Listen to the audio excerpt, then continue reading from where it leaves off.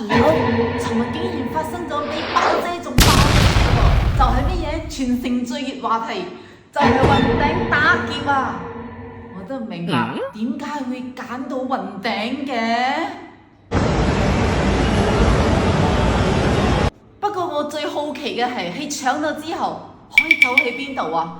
得一條路上落嘅啫喎。短短2分鐘啊，就攞咗170萬嘅珠寶走啊！乜嘢嚟啊？更加唔明嘅就係、警方講匪徒已經離開咗雲頂哦。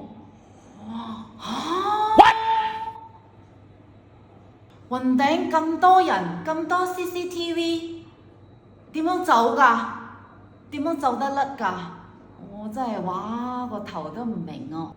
不過當然啦，我唔係警察，亦都唔係福爾摩斯，就再接落嚟睇住個新聞點樣報導，睇係點樣嘅情況之下可以捉到人咯。